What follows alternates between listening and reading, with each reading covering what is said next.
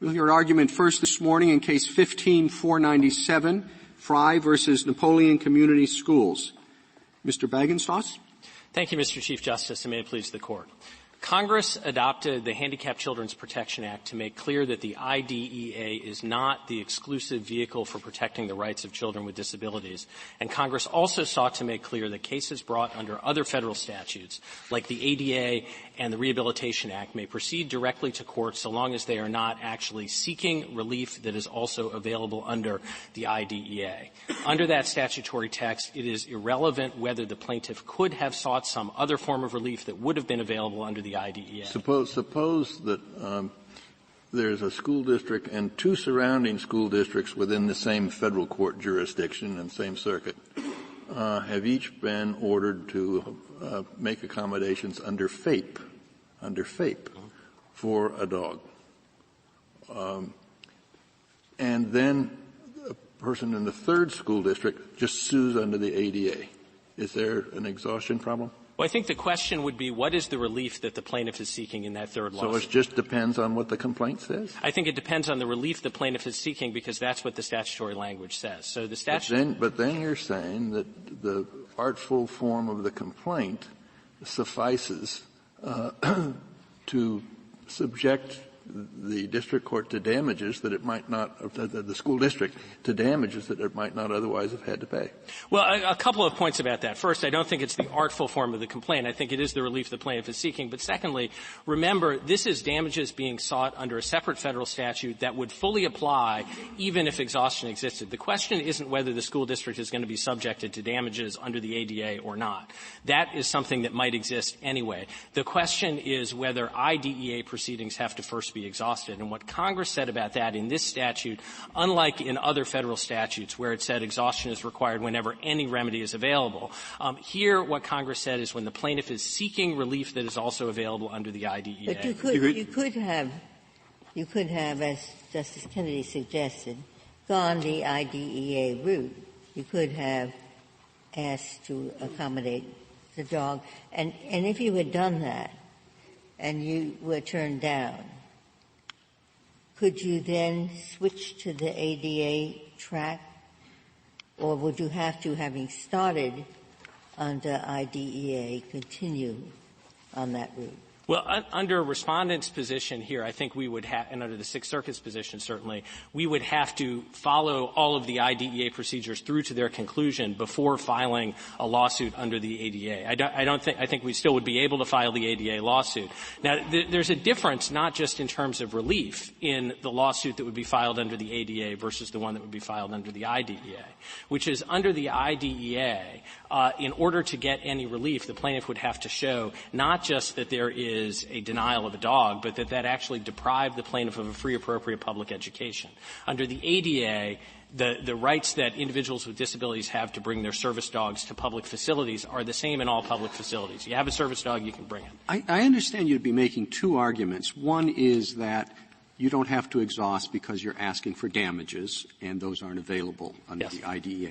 And the second one is you don't have to exhaust because you're not complaining about the fair and appropriate public education provision.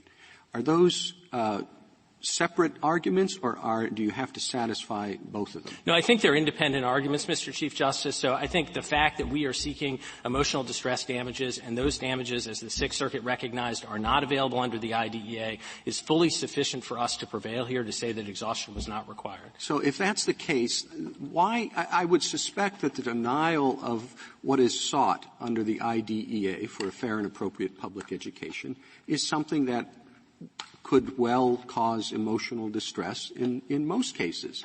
And so is all you're saying is that you have to tack on to an IDEA claim, a claim for damages for emotional distress, and then you don't have to exhaust. And so whenever a school district denies an element of an FAPA or a proposed element, they will always face two-track litigation. I don't think that's right, Your Honor, because it's not the case that every time there's a denial of a free, appropriate public education under the IDEA, there's also going to be a violation of the ADA, right? These are overlapping. That's true, but yes. You could find, I have exactly the same question. in a very large number of suits, brought or controversies where a child is seeking a special plan. There is a statute that gives him that right, and it rests heavily on his getting together or his parents getting together with the school board and trying to work something out that makes sense. Now, it seems to me, as the Chief Justice just said, that if we accept your first argument, not in all cases, but in many cases, where their lawyer wishes to avoid this exhaustion requirement, all he would have to do is wait and then sue, not for putting the child in a private school, but rather for emotional suffering. Now, if that argument, if what I have just said is right, which I think is what was just said by the Chief Justice, that would seem to gut the carefully written procedural system that the IDEA sets up. And that's what is concerning me, and I don't think the word relief has to be read in the technical way in which you're reading it. Well, so I think this goes not just to what the word relief actually says. I think, this is a highly carefully crafted procedural regime, as Your Honor says, Justice Breyer. But part of the careful crafting of the regime is the Handicapped Children's Protection Act, which, remember, overruled a decision of this court or overturned a decision of this court that had sought to channel all disability education claims into IDEA proceedings. What Congress said in the HCPA was there are other statutes that may provide independent remedies under, at that point it was the Rehabilitation Act, Section 1983. Congress later added the ADA to that list. And those cases may be pursued independently, said Congress, so long as the plaintiffs are not actually seeking anything they can get in IDEA proceedings. And the answer to me, and I think to the Chief so far, is, so what? Because that's what Congress wanted. Is there any answer other than that? Well, so I think there are a couple of answers other than that. I do think it's what Congress wanted, and I think if you look at both the text and the legislative history, Senator Weiker's brief goes through this, shows that it's what Congress wanted. But in addition to that, yes, I think there's a lot of reason to believe, and we have an amicus brief here from former special education administrators Thomas Hare, Melody Musgrove, and Madeline Will, who specifically say, look, we think that what parents are going to do based on our experience is go through IDEA procedures, because what they want is to get the relief that's available in IDEA proceedings. There are some cases, like this case, like the Fry case, like the Payne case in the Ninth Circuit, where you have a case of abuse, where the principal injuries are not injuries to education, they're emotional injuries. Those are the cases that are going to proceed to court. So I think guess that's right, but even if what you say is right, and it makes a lot of sense, a lawyer advising a client might advise that, look, this is what you want the school to do so that you can have a free and appropriate education for your child. You will have a lot more leverage getting the school to do that if you also sue them under the ADA and Section 504. And the school board's sitting there looking at it and say, gosh, we're not only exposed to what the relief is under the IDEA, but we're going to have to pay damages. You understand my point. As a practical matter, it could well be in the child and parent's interest to proceed along two tracks, because that makes it much more likely. Even if all they really want, they don't care about the money, they really care about education for their child. But I think the point about that, I think that is right about a lot of practical issues here. The crucial point there is that exhaustion does not change the leverage that the plaintiff has here, right? So even under the Sixth Circuit's rule, the plaintiff, our clients could have exhausted IDEA proceedings, said at the time we filed an IDEA administrative complaint, by the way, school district, we are also going to sue you under the ADA and Rehabilitation Act for damages. And later on, once we're done with this. Once we're done with this, and we would have had. I think one of the important things in this type of proceeding is timing, right? I mean, we're talking about a school year, and all this takes time. So the idea that, well, when all this ends, who knows, and I gather there's a debate about how quickly these things are resolved, then we might bring this. I mean, if you do it at the same time, that gives you the leverage when you need it to get the the accommodation are in place that you want for the child? Well, Your Honor, I think there are obviously a lot of variables. I think a lot of defense lawyers would certainly say being threatened with long, drawn-out proceedings at the end of which is a damages award is pretty significant leverage as well. And I think the point is that time also works both ways here, right? One of the things that Congress was trying to do in the HCPA was recognize that the ADA and Rehabilitation Act in 1983 are independent and requiring parents to first proceed through what are likely to be time-consuming proceedings under a separate statute, the IDEA, that can't give them the relief that they're seeking under those independent statutes. But your whole point, again, is it depends on what's in the complaint. And the statute says that before the filing of a civil action, you have to exhaust. If the statute were written your way, it would say at the time you file the complaint must ask only for. That's what you're saying, but that's not what the statute says. So I'd say a couple of things about that, Your Honor. I mean, first of all, I think seeking relief might naturally be read to look at what's in the complaint. But in any event, I don't think our argument turns on what we asked for in the complaint particularly. We have made clear throughout these proceedings, not just in the complaint, but as the proceedings have gone on, that what we are asking for is compensatory damages for emotional distress. Could I ask about that, Mr. Yes, Bagenstos? And this takes you back to the first part of the Chief Justice's question, just so I can understand the argument. You're really making two arguments. One argument is initially when we filed the complaint and ever since, we've really only sought emotional distress damages, and emotional distress damages are something that can't be given under the IDEA. Yes. And that's one argument. But there's a second argument which says, putting that aside, the reason why we don't need to exhaust is because we're not alleging that we've been denied a fair and appropriate public education. We're alleging some other denial or deprivation, but we're not alleging that. We agree that the school has given us a free, appropriate public education. And that in itself, as I understand it, would also mean that you don't have to exhaust, right? So it can be one or the other. Is that what you're saying? Yes. So I tried to say this case is actually the combination of the two, is what you're saying. So in some ways, you're saying this is the easiest case where both are true. You're neither alleging a denial of a FAPE, nor are you seeking the kinds of damages that an IDEA officer could provide. So it's the intersection of the two theories. But if I understand your argument, either one of those things would mean that you don't have to exhaust. Is that right? I agree with that, Justice Kagan. Yes. I think under either theory we wouldn't have to exhaust, and because this is a case where both what we are seeking is something that categorically is unavailable in IDEA proceedings. And Mr. Bagenstos, could you clarify what you are giving up by taking this route, by suing under the ADA and not under the IDEA? So what we are giving up and what parents are giving up generally by pursuing this route is anything you could get under the IDEA. So that is reimbursement of educational expenses. That is compensatory education. That is changing an IEP. Now, we are seeking none of that.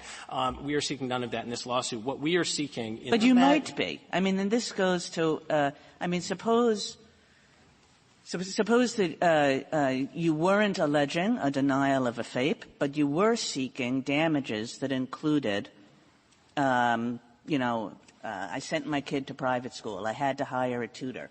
Damages that you could get from an IDEA officer, but for some reason that didn't have to do with the denial of a FAPE. You're saying that you don't have to exhaust in that context either. Right. So that is the second argument, and I agree that the Court does not have to reach that argument in order to rule in our favor here. But yes. But if we did, I mean, it seems to me that might address many of the concerns that have been raised about the impact of the two-track proceeding. Yeah. In other words, if in fact,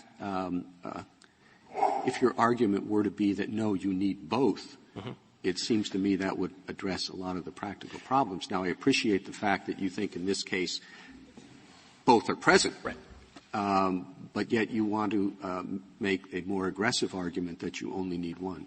Right. And I think we would certainly prevail under the you need both theory, and that's why we alleged and we have argued throughout this case. And I suppose one understanding of this is we don't have to really deal with what happens if you only have one, Because you're saying you have both. Is that right? That is entirely right. So let's be clear about the second point here. So the defendants have said all along that because they gave my client a one-on-one aid, that all of her physical and educational needs were satisfied, and we have not challenged that. It would be difficult for us to challenge that. I know this court has a different free appropriate public education case in front of it later this term that may clarify what FAPE means, but under current Sixth Circuit law, it would be difficult for us to challenge it. What we have said is the injury my client experienced is not a denial of education, but, for example, the humiliation that she experienced when she was forced to go to the toilet with the stall door open and 4 adults watching her because defendants did not trust her to use her dog to transfer it to the toilet bowl. That is not a free appropriate public education claim, Your Honor. And Mr. Chief Justice, that claim could be made by someone who doesn't qualify, who is disabled but doesn't qualify for IDEA because doesn't have any learning disability. Absolutely. A person who has a disability that does not require special education, so is not covered by the IDEA, would still be covered by the ADA and be able to make exactly the same claim in a school here. Yes, that's right, Justice Ginsburg. What would happen if the claim was that the child suffered emotional damages because of the denial of educational benefits? So I think that would be a harder case because that would present only the first of our two theories. That would be we'd be seeking damages that are not available under the IDEA. And remember, the statute says seeking relief that is also available, not alleges an injury that might be redressed in IDEA proceedings. Now, under that plain text, I think exhaustion wouldn't be required, but our case is stronger because we have both here. And if I may reserve the balance of my time. Thank you, counsel. Thank you.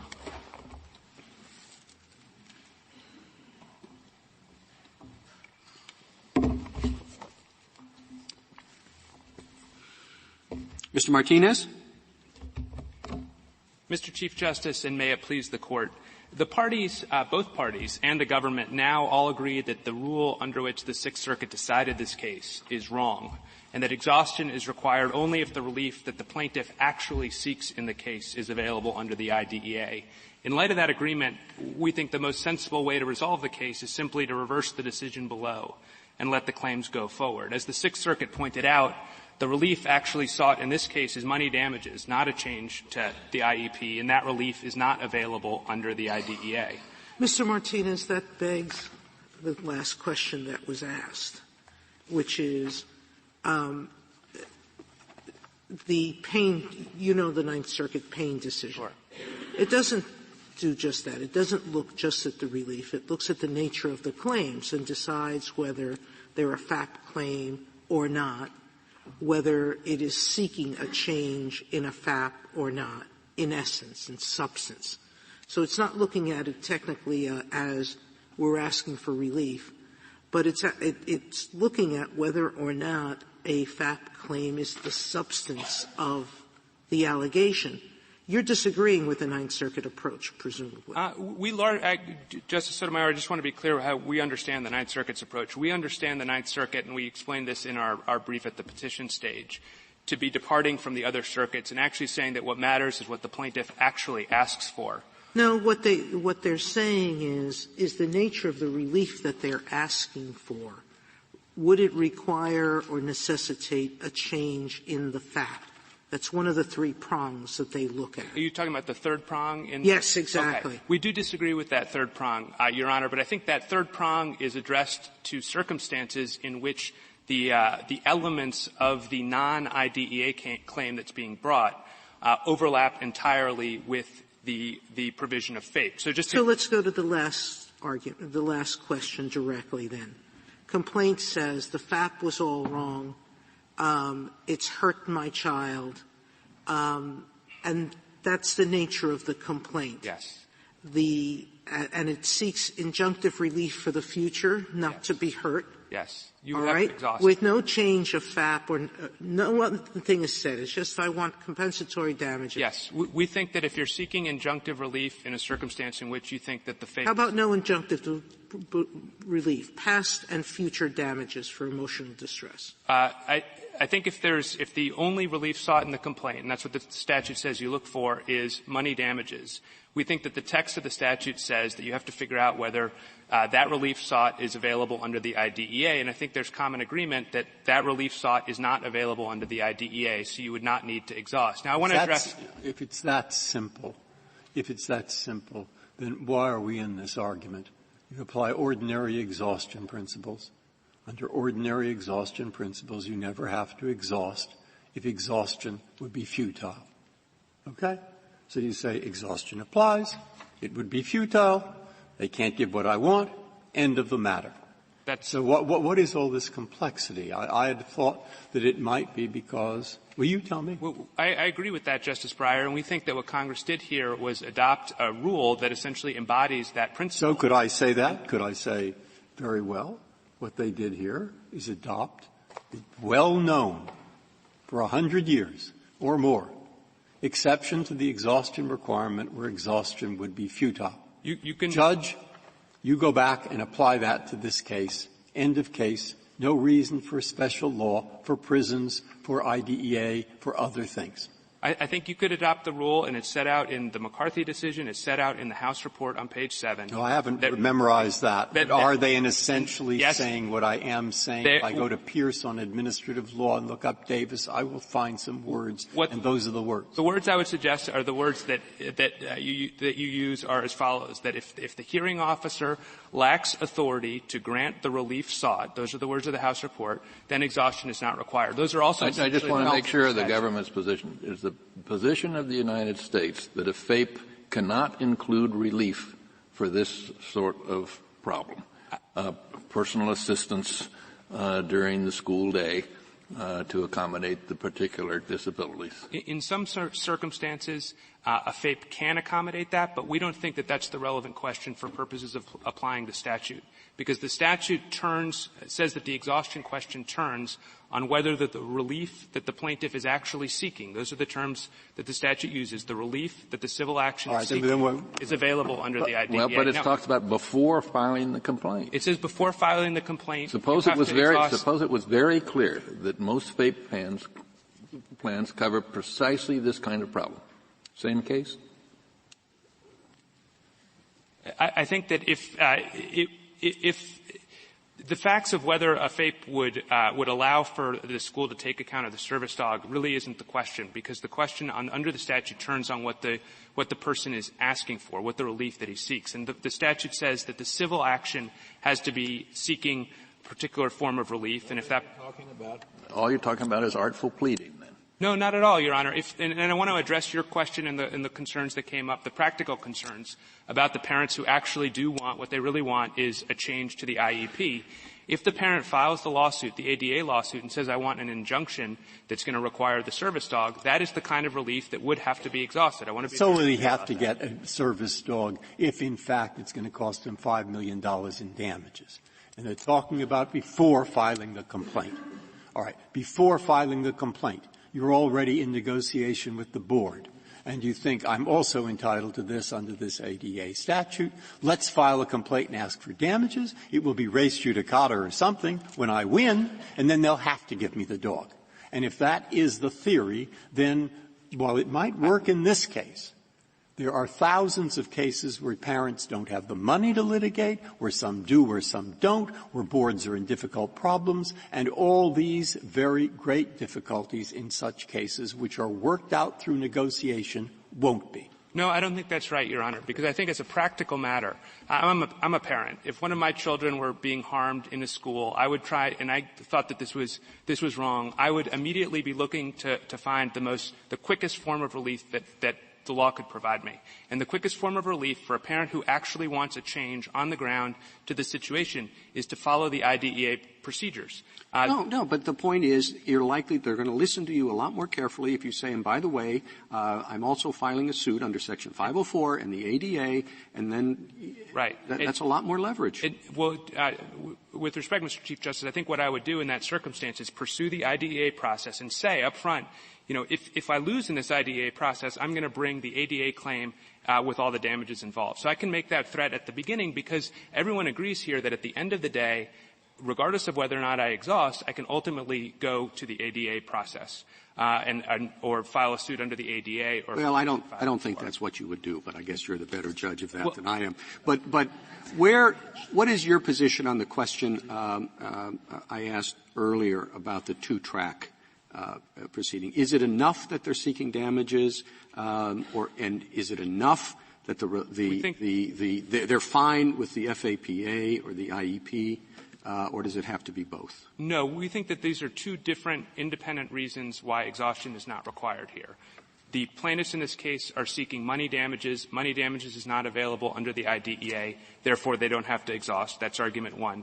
Argument two is everyone on both sides of this case agrees that a FAPE was provided and that the IDEA was not violated. It therefore makes very little sense for the court to say that you need to go to an administrative process so that the question of whether a FAPE was provided in the IDEA process, the IDEA was violated, can be resolved, because both parties already agree on that. Our legal system does not require parties to go into any proceeding in court, in an agency, and make arguments that they do not believe are true.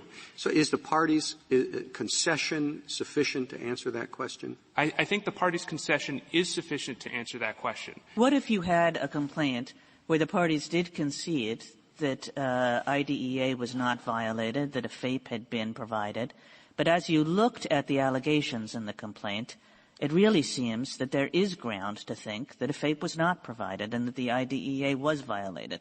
What do you do with a complaint that looks like that? I think if the parties agree that the FAPE was provided, that should be enough. And I don't think that this statute has in mind a sort of process by which either a federal court or an IDEA hearing officer is given some sort of roving commission to go sniff out FAPE and IDEA violations. The IDEA hearing process is an adversarial process. It depends on the parties to come together, bring their disagreements forward, bring evidence, and then a decision is made. It's not some sort of process where the hearing officer is supposed to say, well, I know the parties agree that there's no legal violation, but we're going to go ahead and maybe there is one anyway. And I think that the rule that respondents advocate here, which would require people to bring claims that they do not believe has merit, not only is it unheard of in American law, but it actually is inconsistent with the IDEA itself, which would allow for an award of attorney's fees against a parent who brings a claim that's frivolous, unreasonable, or without foundation. Thank you, counsel.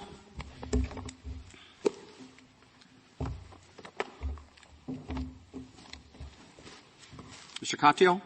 Thank you, Mr. Chief Justice, and may it please the Court. The complaint that was actually filed in this case in response to Justice Kagan illustrates the type of dispute Congress chose to channel through local education experts. They don't have both. They've got neither. The brief in opposition appendix, page 21, has the complaint's prayer for relief, and it contains three forms of relief that we believe are available under the IDEA. First, a declaration that EF was entitled to attend school with her dog.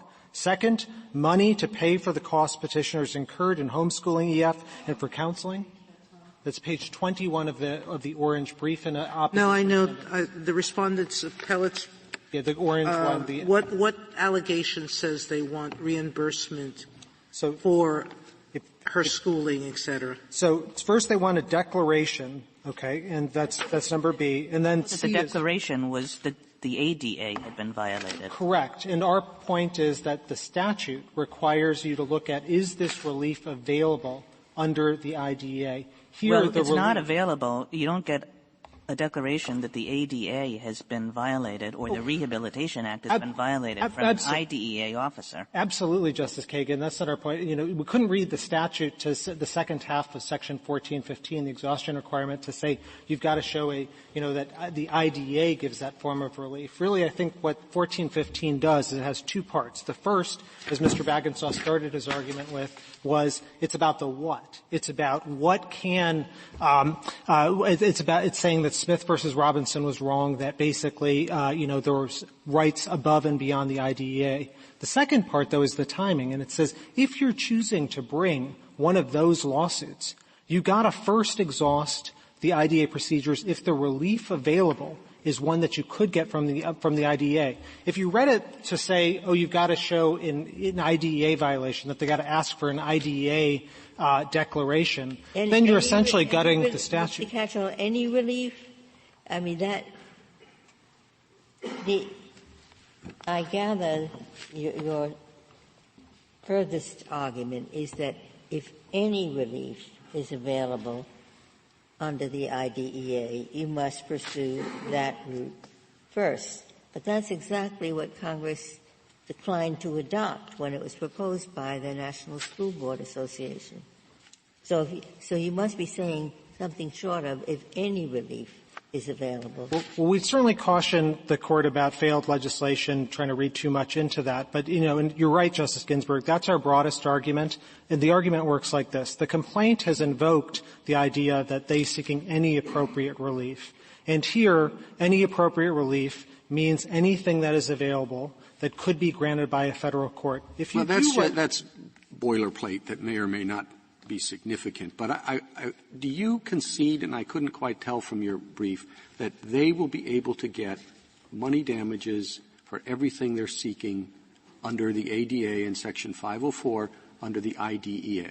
We don't concede everything, but we do think that they get a part. Our red brief at pages 44 to 50 explains, here the only thing the complaint seeks is the word damages. That's at the brief in appendix at page 21. And to understand the damages, you have to look to the complaint. The complaint isolates, as our red brief goes through in quoting chapter and verse of the complaint, things like compensatory education, things like homeschooling. No, they're asking for other things, right? I know basically. All right, so are you saying they'll get some of the damages they're seeking, but not all of them?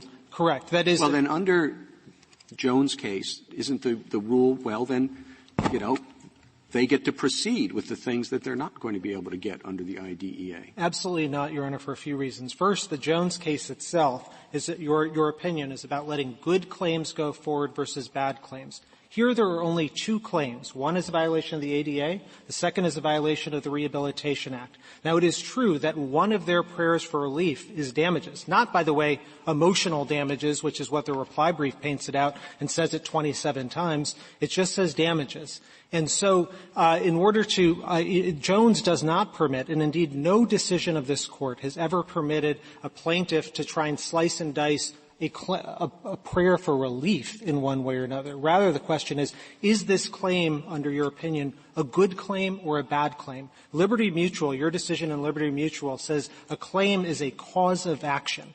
And here the question then under 1415 is the cause of action something that requires exhaustion? When I look at the claimed harms, which the only allegations besides the prayer for relief at the end is in Respondent's Appellate 11, 50 through or 51, A through F. Every one of those harms alleged is a component of emotional harm. Nowhere are they saying she was harmed by having to pay for a tutoring program, or harmed by her mother losing her job, which is what your brief was talking about. Here, all of the harms alleged are essentially compensatory emotional harms. A, the denial of equal access. B, the denial of the use of wonder. C, interference to form bonds with other kids. The denial of an opportunity to interact with other children. And F says it very directly, emotional distress and pain, embarrassment, mental anguish, inconvenience, and loss of enjoyment. Every one of these are the classic damage harms that are compensatory.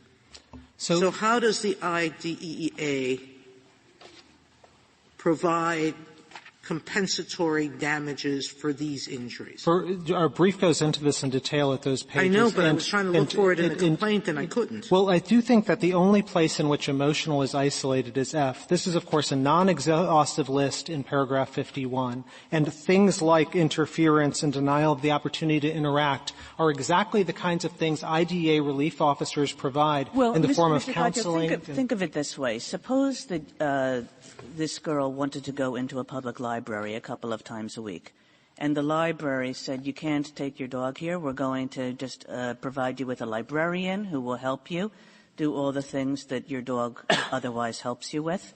And the girl brings a suit. And isn't that suit exactly the suit that she brought, except that instead of a library, it's a school?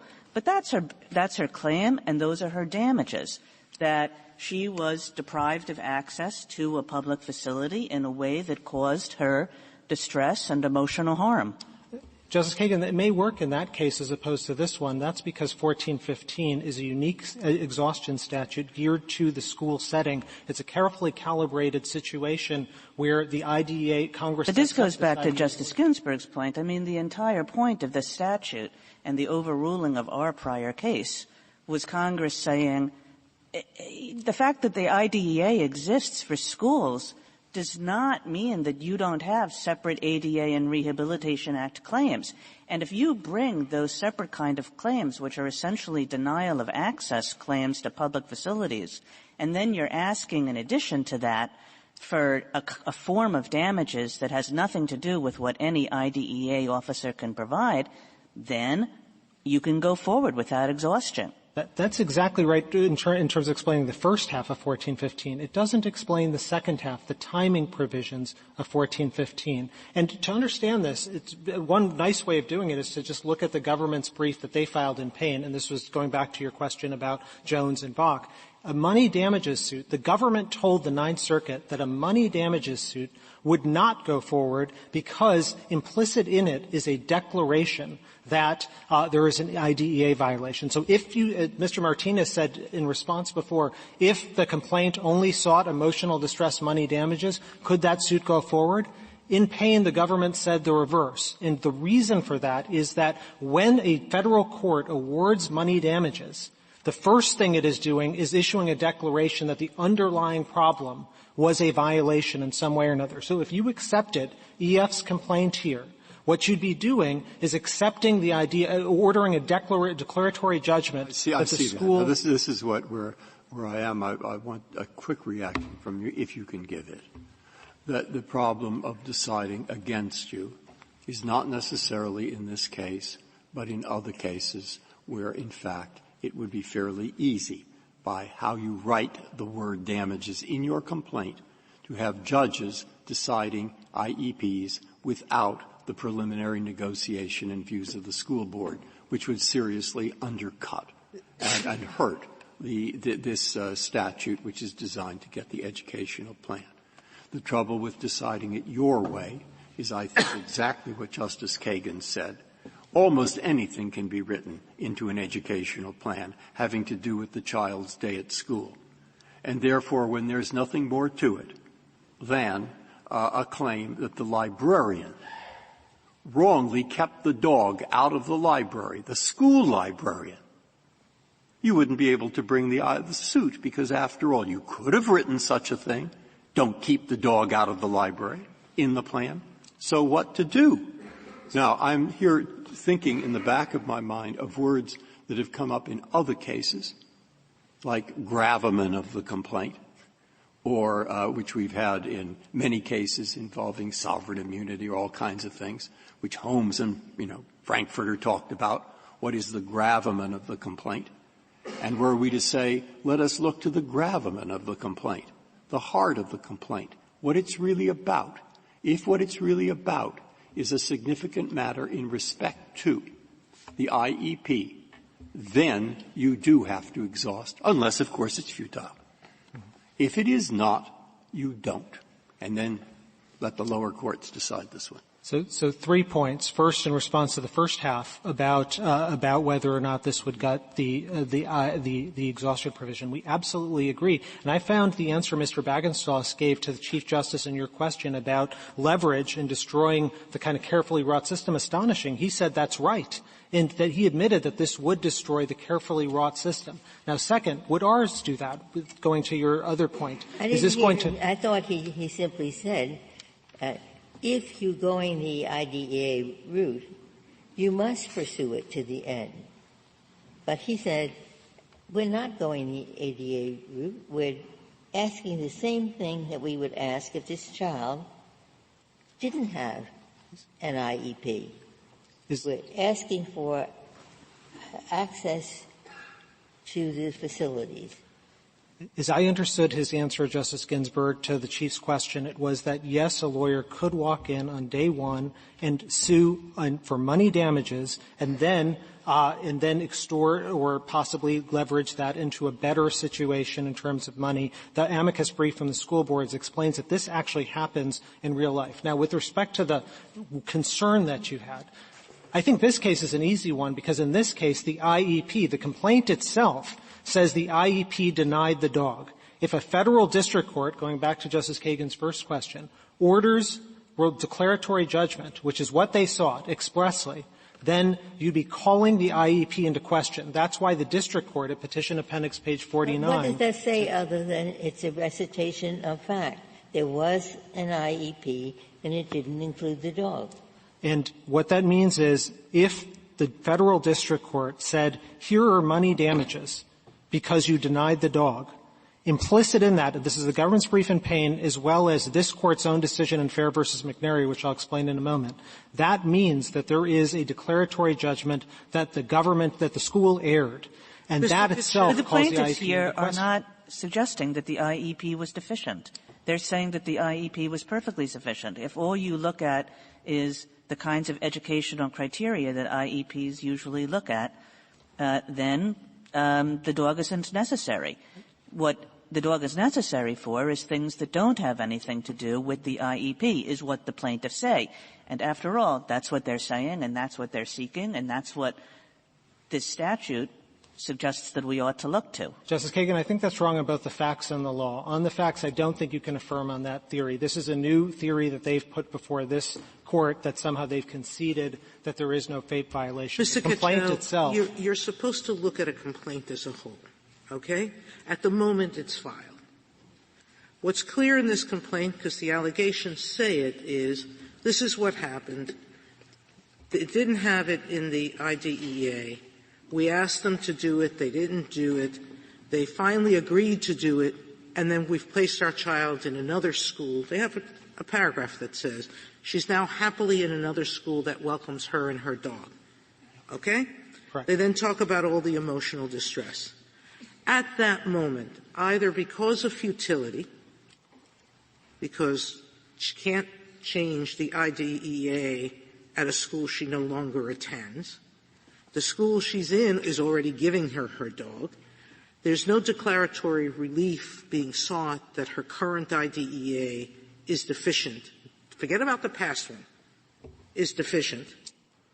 Why in the world, at the moment she filed the complaint, would she have to go back or should have gone to the school earlier?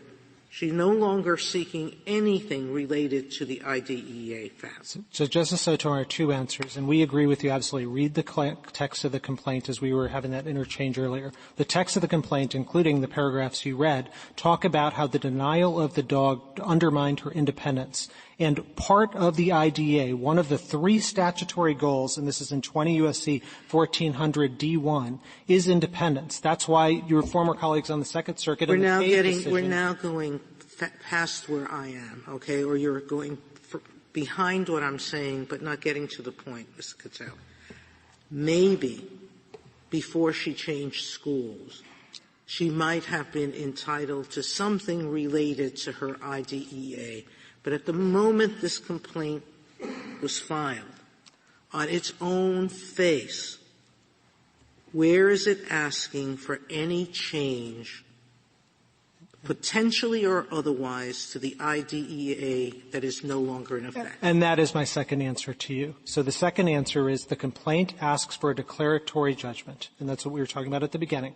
To ask for a declaratory judgment under this Court's decision in Golden v. Weichler and City of Lyons, the only way they can invoke Article III jurisdiction is by saying there's a reasonable prospect that the situation will recur. There is not a word in the complaint that says she won't return to the school. And indeed, the Sixth Circuit grapples with this all the time when children leave the school and file these lawsuits. There's a case called Woods, which is at 487 Federal Appendix 979. And what that case says is even if you leave the school has an ongoing obligation to keep an IEP current in case the person comes back to the school. If you adopted, if a federal district court granted their declaratory judgment, the only way they can do so and the only way they can invoke Article III processes is by saying, look, there's a chance EF might come back. And that happens all the time. That happens, in the Payne case itself. People file lawsuits, they leave the school, and then they come back. That's what they asked for, Justice Sotomayor. They didn't ask, and indeed the Sixth Circuit briefing is very clear on this point. They never asked for emotional damages, or even the word damages doesn't appear. Would you fit into the Payne 3 criteria, the Ninth Circuit's 3 criteria? The Ninth Circuit we think uses to evaluate. Yes. So we think that if there's a denial, that they can't just concede and say, oh, we think there's no FAPE violation, and then that allows an end run around 1415. Rather, we think 1415 asks, is the relief available? And to understand whether the relief is available, it's not a subjective inquiry. It can't be plaintiff-centered. It's got to be objectively, is relief available? So just by ordinary... all of these cases... How much relief? Going back to what you said before, I think you told me you're not pressing any relief. So how much relief?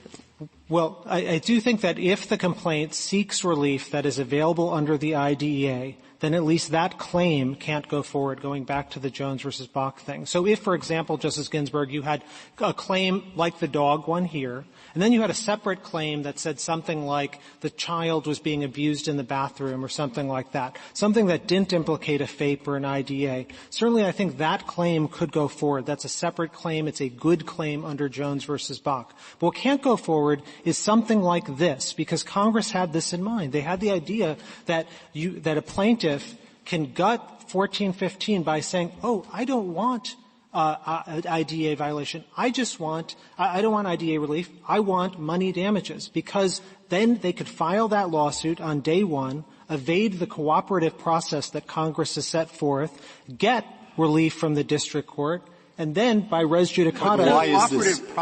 The cooperative process you're talking about, given their position that they're not asking for any relief under the FAPA, would be kind of a charade.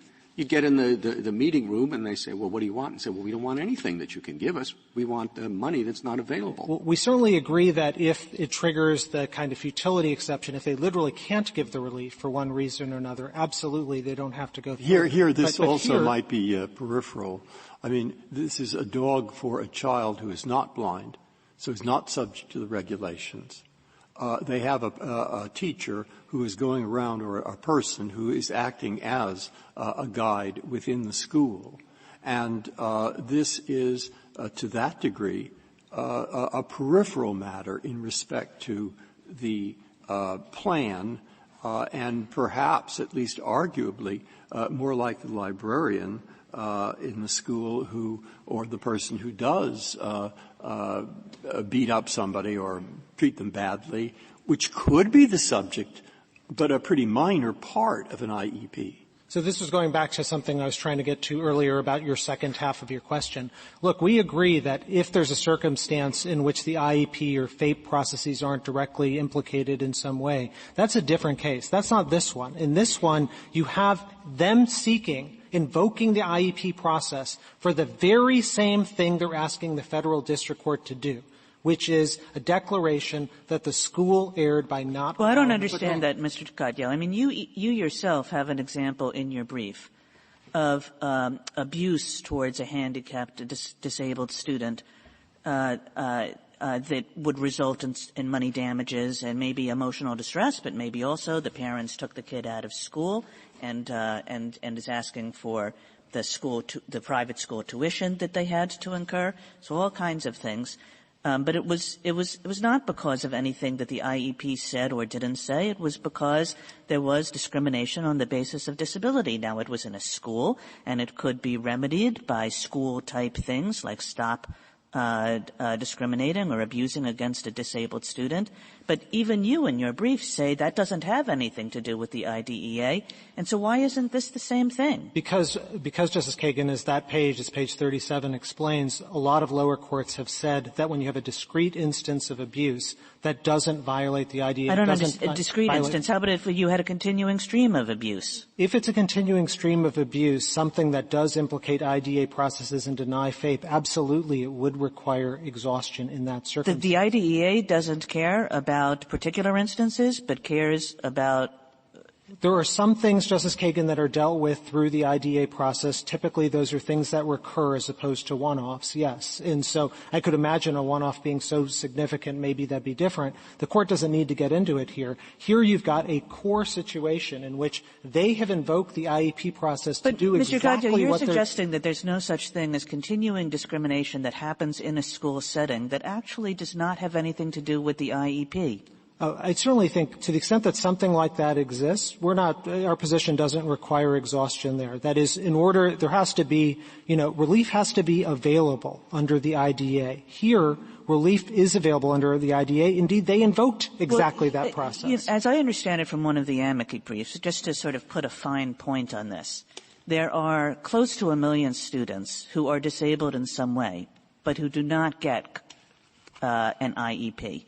So if there's discrimination or if there's a failure to provide access to one of those students, you don't have to exhaust the IDEA procedure, do you? Well, I'd caution the Court into saying the IEP is the only thing that's necessary. But the IEP is a good template, as this Court said in Honig. It's the kind of centerpiece of the IDEA. It's a good template for whether or not there's an IDEA violation. It may not always map on perfectly, but it's a pretty good proxy. And so when you have a circumstance like this, in which they invoke the IDEA process for the dog. I'm not sure I understood the answer to the question. In that case, you would not send the child to the IDEA officer, would you? Well, Justice Kagan, you talked about 1 million different possible situations, or 700,000. So some of those may be circumstances in which, for one reason or another, the IEP just didn't govern the situation, but should. And in those circumstances, yes, we think exhaustion would be required. In others, which follow more like the examples that are page 37, the kind of discrete one-off things, those are situations when absolutely they wouldn't require exhaustion in those circumstances. Congress had something simple in mind in 1415, which is that if you can get the relief through the IDEA, if that's what it's set up for, if that's the scheme Congress wanted to channel that stuff to, then go through that first. Here, you need no better evidence that that happened than that they invoked those very processes here. And if you allow their legal theory to proceed, disclaim FAPE, seek only money damages, there will often be situations where parents will seek relief under the IDEA and then be told early in the process or whatever. Maybe the school will tell them, look, we can't do that, and here's why. And the parents will think, okay, so this is not available. We're not going to pursue that relief under the IDEA. We're instead going to sue under the ADA. So certainly if it's futile, if they say, look, we lack the authority to they say, we could press ahead with this. We could sit down with them and say, no, you got to do this and that, but it's going to be easier for us just to proceed under the ADA. Yeah, and the choice Congress made in 1415, and going back to an earlier question, I know it seems a little unusual to say and strange to say, why are you forcing parents into a scheme that they don't want? But that's the scheme Congress laid out. That's a consequence of an exhaustion statute, which is to say — Well, it can't be just not a scheme they don't want. It may be a scheme that they decide, no, the relief we seek is not available under this. This isn't a case. They do have the human who's taking care of these things, and that's enough for FAPA. But, we still have this discrimination complaint. And Mr. Chief Justice, so then you'll agree that that's an awkward position for them to go to the meeting and say, we don't want anything. It's certainly awkward, Mr. Chief Justice, but I think what Congress said there is it's not up to the individual parent subjectively to say, hey, I don't want any part of this process. Rather, what Congress said is you got to go through the process, and then at the end of the 105 days, this is a very short statutory process, then you can come into federal court. Kuchel, this is about timing. Is the only argument that you're making that they're not entitled to their declaratory judgment because they didn't exhaust that? Are they entitled, whether they exhausted or not, to the ADA claims for monetary compensatory damages for pain and suffering? Justice Sotomayor, they may be at the end. They first have to exhaust. This is all about timing. It's now too late to exhaust, right? No, not at all. The equitable tolling rules of this Court. How about if they just waive all of that and just say, I want my money? Yeah. So again, I think that it can't be, for the reasons that the Chief Justice and Justice Breyer said, that just plaintiffs can kind of wave things around. Congress had an objective standard in mind. Is relief available under the IDEA? I am so confused by your position. I'm so horribly confused. What is the purpose of all of this? Throw this case out now. Let them go back to a school they're no longer in. They're going to say to the school, give me money and what else? Justice Sotomayor, that is their position in the reply brief. That is not, you told me to look at the text of the complaint. None of that appears in the complaint. None of that, they're going to a different school, won't come back. If anything, the complaint says the reverse. They want a declaratory judgment that the school erred. The only way they can invoke that is by saying that this is a situation that is bound to recur. The purpose, why are we standing here? What are we worried about? The school already admitted that. They let her bring the dog back in. She just said, I don't feel welcomed here, and left. So they already got the relief they wanted. They got an admission by the school that she was entitled to bring the dog there. So they've already said that. Notably, petitioners never make that argument, and it's certainly not in the complaint. And the reason for that is, what is in the complaint is that they felt that the dog wouldn't be able to be welcomed back. And so the idea that they could allow money damages for this type of situation without first exhausting the state processes is an end run around the expert agency statute that Congress set up, which they wanted to give states and localities the first crack at resolving this instead of allowing parents to abandon the IDEA system and march into federal court, which is exactly what happened here. And I understand that there's awkwardness here, but that's an awkwardness of the statute Congress laid out. It's not necessarily awkward. You forget the words before filing the complaint. Damages are something you get when somebody didn't give you something. But go back in time before they make that decision. At that point, what you want is the dog, not the money. Now, if that's the truth, you have to go to the board.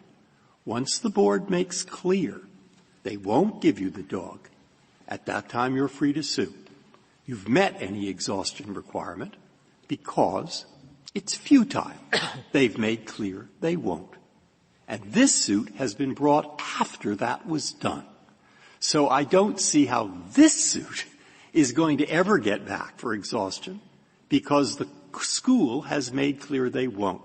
So say exhaustion applies to future suits before anything happens, but not after the board makes clear exhaustion applies, but the futility exception also applies. Am I right? Justice Breyer, we agree with the futility exception. On the facts of this case, as the Sixth Circuit found, it's not available. And the reason for that is that they haven't gone through the independent due process hearing. You can't just say, oh, I met with some administrators and they didn't like the dog. You've got to go through the complicated process that IDEA says it's a time-sensitive one. It's only 105 days, start to finish. But you got to go through the whole thing. They walked out on the process before it was over. 105 days is a big part of a school year. Correct. I mean, so I think saying all they have to do is, go through a 105-day process is not particularly responsive. We don't mean to minimize that, Your Honor. The statute says, short timelines. But again, we're only talking about money damages. So this isn't about injunction or the type of school year that all they're seeking is money. And so the 105 days doesn't deal with that problem of the school year. Thank you, counsel. Mr. Bagenstos, 4 minutes. Thank you, Mr. Chief Justice. So let's first be clear about what the statute says, right? The statute keys exhaustion on the relief that the plaintiff is seeking in the present participle. And what are we seeking here? I think it would help to clarify a lot of what happened in the last half of the argument to explain what we are and are not seeking. We are seeking money damages. Justice Sotomayor, you're exactly correct. We're seeking money damages for emotional distress. Our allegations are about emotional distress. They're not about out-of-pocket costs or anything compensable under the IDEA. We are not seeking any of the types of relief that defendants say are available under the IDEA. We are not seeking reimbursement of educational expenses. We are not seeking compensatory education or counseling. We're not seeking to change an IEP, whether through declaratory judgment or otherwise, because there's no IEP between the defendants and my client at this point. We do not have standing to assert prospective relief or to seek prospective relief. Yours is an ideal situation, conceded, for the purposes you're arguing. But how about the mixed complaints? Because that's what has been bothering my colleagues from the beginning, okay? Let's assume that you had brought this case not after you had moved her, but while she was still in the school. Right. And you didn't say, as you conceded now, that you don't want the the fact changed. The complaint says they haven't let the service dog in. it's causing and has caused emotional distress. We want damages. It's not clear, but you do want the fact changed. Sure. What happens? Okay, and I want to answer that question. Let me just say one thing about the facts here. Of course, standing is something we would have to assert in our complaint. We would have to have asserted a desire to return. We didn't do that. I gave you a different hypothetical. Yes, I understand, and I will answer the hypothetical. And so I think the answer there is the Jones case, right? I mean, Jones does say that when you have one part of a complaint that is seeking relief that is not barred by an exhaustion requirement and another part that is barred, the thing to do is let the good part of the complaint proceed and leave the bad part of the complaint by the wayside. And I want to respond to what my opponent said about Jones and what claim means in Jones. In Jones itself, this court cited as an example of a court applying the right approach, a case from the Seventh Circuit, Cassidy versus Indiana Department of Corrections. If you look at Cassidy, what Cassidy did was it said, well, some requests for some relief are allowed to proceed and requests for other relief by the same plaintiff are not allowed to proceed. So the right thing to do is apply the Jones partial exhaustion rule, which this court said is the general rule in that case. If this court concludes that our complaint might be read to embrace, notwithstanding everything we've said, might be read to embrace requests for anything that might be available in IDEA proceedings, the proper thing to do is allow the damages claim to proceed forward. Does the court have the power to stay that until the IDEA claim is exhausted? Well, so the government appeared to suggest that in their brief. So I think, in some circumstances, the court actually addressed something similar to this in the Rines case, which is cited in Jones about habeas, where a total exhaustion rule applies. And even Rines said that staying is something that shouldn't be done as a matter of routine. It might be something done occasionally as a matter of discretion, but that the ordinary process should be, even where total exhaustion applies, to allow the plaintiffs to decide, do we want to proceed with these unexhausted requests or not, which is what we would ask for. After all, in this case, a stay would be meaningless. My clients have not lived in the defendant's school district for a while. My minor child client has not gone to I appreciate the nature of your case. Gotcha.